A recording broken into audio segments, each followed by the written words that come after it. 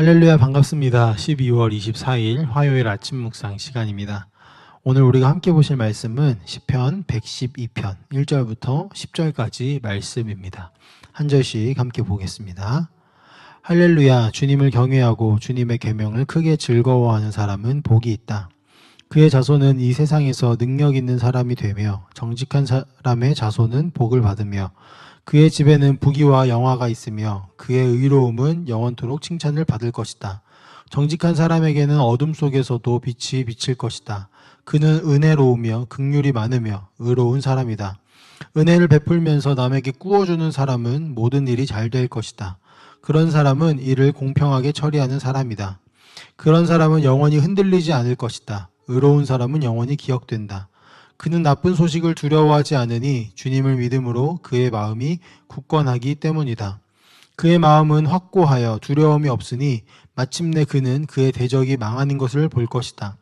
그는 가난한 사람들에게 넉넉하게 나누어 주니 그의 의로움은 영원히 기억되고 그는 영광을 받으며 높아질 것이다. 악인은 이것을 보고 화가 나서 이를 갈다가 사라질 것이다. 악인의 욕망은 헛되이 꺾일 것이다. 아멘. 오늘 이 시편을 기록한 시인은 주님을 경외하고 주님의 계명을 크게 즐거워하는 사람은 복이 있다라는 말로 이 시편을 시작합니다. 이 말은 시편 1편 1절에 악인의 꾀를 따르지 않는 자는 행복하다, 복이 있다라는 말을 연상시키기도 하죠. 이 두 말씀의 핵심은 무엇이냐면 여호와를 경외하는 사람의 특징이 그의 계명을 즐거워한다는 것에 있습니다.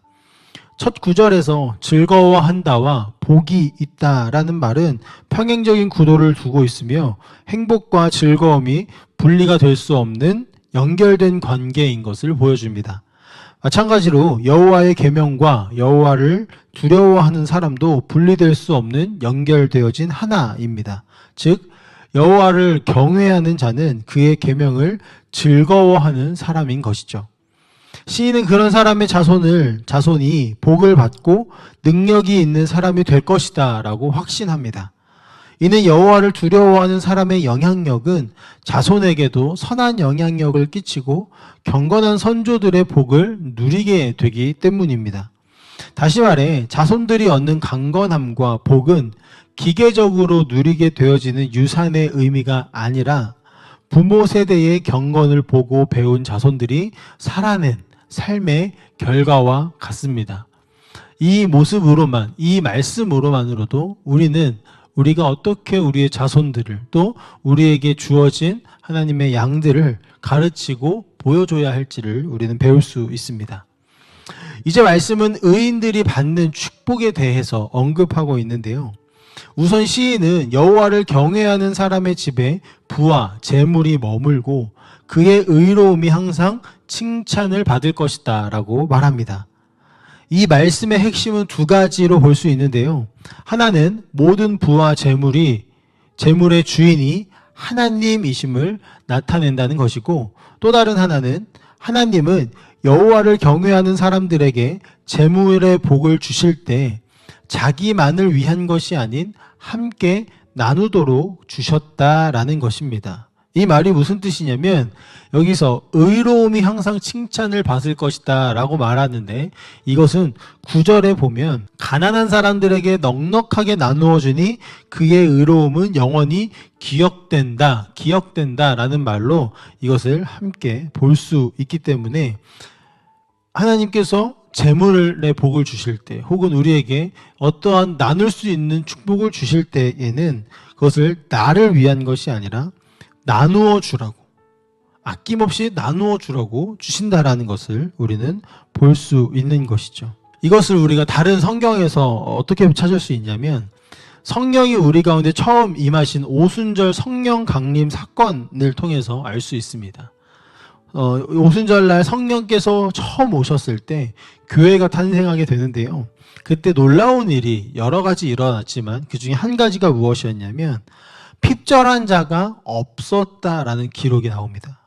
이것이 무슨 말이냐면 재물을 가진 자와 가난한 자들이 한 공동체 안에 있을 때 재물을 많이 가진 자들이 자신의 것을 아낌없이 내어줌으로써 가난한 자, 소외된 자들이 그들의 결핍되어진 것들이 채워졌다라는 것입니다. 그래서 결국엔 넘치는 자도 없고 부족한 자도 없다라는 것이죠.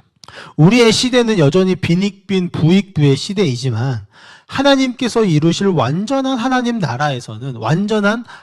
나라에서는 서로 나눔으로써 결핍이 없고 핍절한 자가 없게 되어지는 그런 세상이 올 것임을 우리는 이 시편을 통해 또 성경을 통해 알 수 있게 되는 것이죠. 만약에 우리 성도님들께서 재물의 복 혹은 어떤 물질뿐만이 아니라 달란트를 여러 가지를 받으셨다면, 나눌 수 있는 것들을 받았다면 그것은 함께 나누어서 가난한 자 혹은 소외된 자가 없도록 하고자 하시는 하나님 나라가 이루어져 가기를 원하시는 하나님의 뜻임을 우리는 알아야 할 것입니다.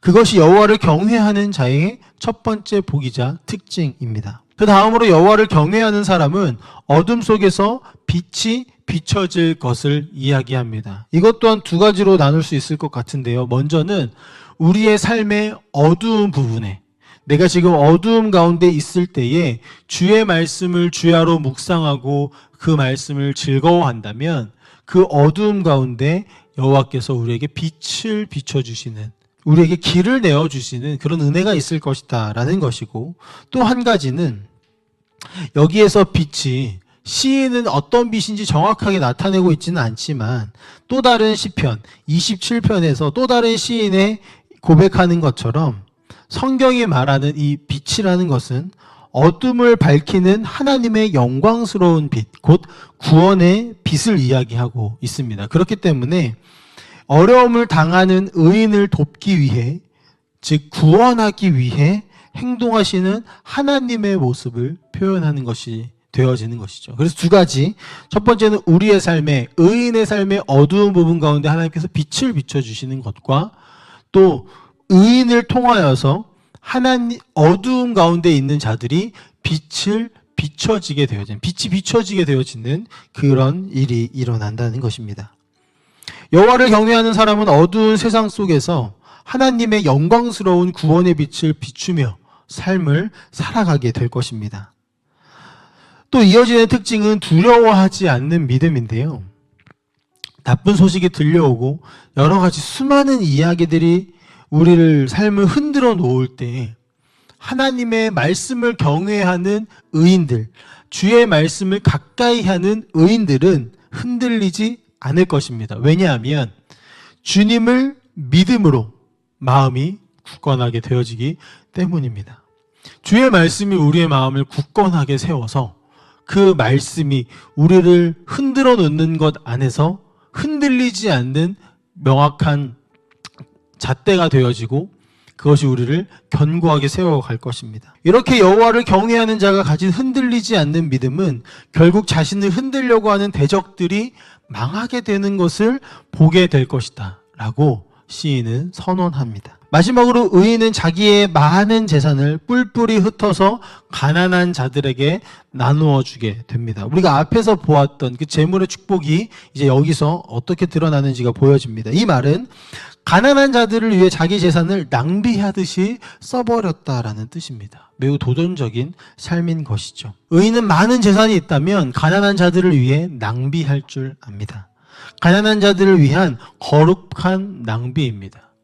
지금 우리가 보고 있는 이 시편은 구약에 있기 때문에 하나님께서 복이라는 것을 땅의 복 혹은 재물의 복, 가족의 많은 숫자들, 여러 가지 어떤 숫자의 개념으로 우리에게 복을 허락하시지만 이것이 신약으로 넘어왔을 때는 예수 그리스도께서 우리에게 주시는 구원과 하나님께서 우리에게 주시는 하나님과의 영원한 관계로 우리에게 복을 주시기 때문에 결국 우리가 많은 재물을 받지 못한다 할지라도 혹은 내가 어떤 많은 달란트를 가지지 못한다 할지라도 이 말씀을 토대로 우리의 삶을 비춰본다면 우리의 삶을 거룩하게 낭비할 수 있어야 한다는 것입니다.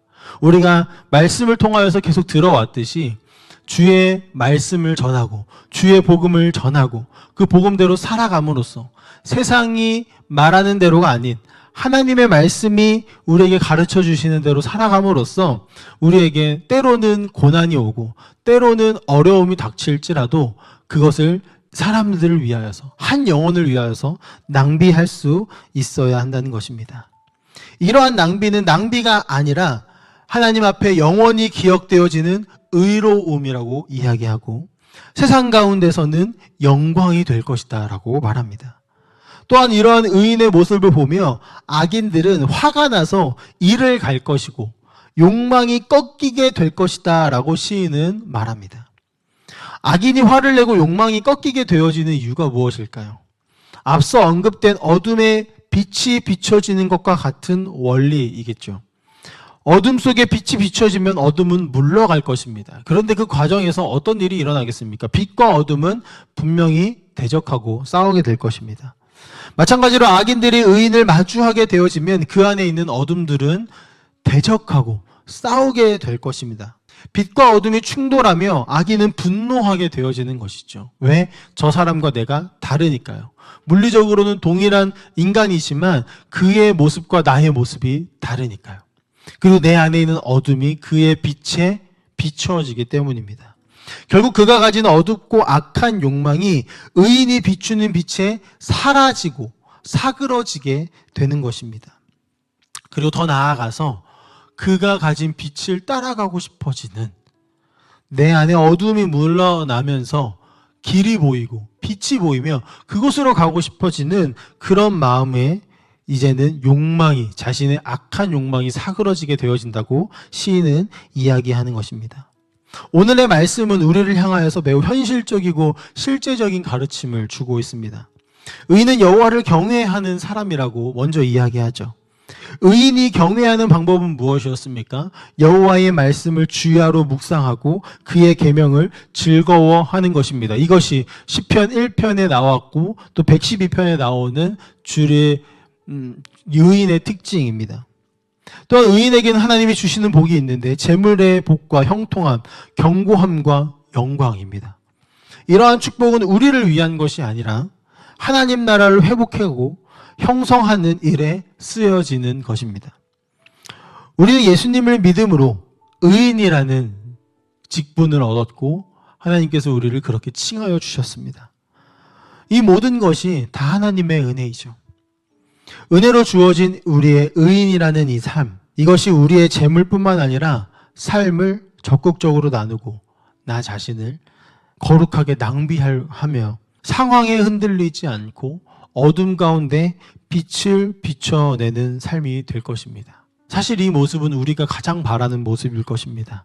이것을 하나님이 분명하게 약속하고 계시다라는 사실을 기억하셨으면 좋겠습니다. 우리에게 주어진 것은, 우리에게 요구되어지는 것은 하나님과의 깊은 관계 속으로 들어가 주의 말씀을 즐거워하고 가까이 하는 삶을 살아가는 것에 있습니다. 오늘 말씀을 함께 나누는 우리 모든 성도님들의 삶이 오늘 시편의 이 시인이 말하는 의인의 삶이 되기를 간절히 소망합니다. 그 모습이 세상 가운데 빛으로 비추어지고 그래서 어둠이 물러가고 악인들이 자신의 욕망을 내려놓고 빛으로 나오게 되어지는 그런 모습들이 되어졌으면 좋겠습니다. 예수 그리스도께서 이 땅에 오심으로 빛이 비춰졌던 것처럼 이제는 우리가 예수라는 그 빛을 반사시켜서 세상 가운데로 비추어서 어둠이 물러가게 되어지는, 하나님의 나라가 완전하게 도래하게 되어지는 그때까지 우리가 이 어둠이 더 확장되어지지 않게 막아서고 더 나아가서 우리의 빛이 이 어둠을 물러나게 하는 그런 일들이 우리의 삶을 통하여서, 우리 성도님들의 삶을 통하여서 이루어지기를 간절히 소망합니다. 함께 기도하겠습니다. 사랑의 하나님, 주의 말씀이 우리 가운데 들려질 때에 우리가 그 말씀을 얼마나 즐거워하고 있는지를 다시 한번 돌아봅니다. 하나님께서 말씀하시는 의인은 주의 말씀을 주야로 묵상하고 그 말씀을 즐거워하고 그 말씀대로 순종하며 살아가는 사람들임을 우리가 다시 한번 말씀을 통해 보게 됩니다. 그런 삶을 살아갈 때 주님께서 주시는 그 복을 우리가 받아 누리며 하나님 나라를 형성해 나가고 회복해 나가는 일에 쓰여질 수 있기를 간절히 소망하오니 주여 우리에게 축복을 허락하여 주시옵소서. 오늘도 그렇게 살아가게 하실 것을 믿사오며 살아계신 예수님의 이름으로 기도합니다. 아멘.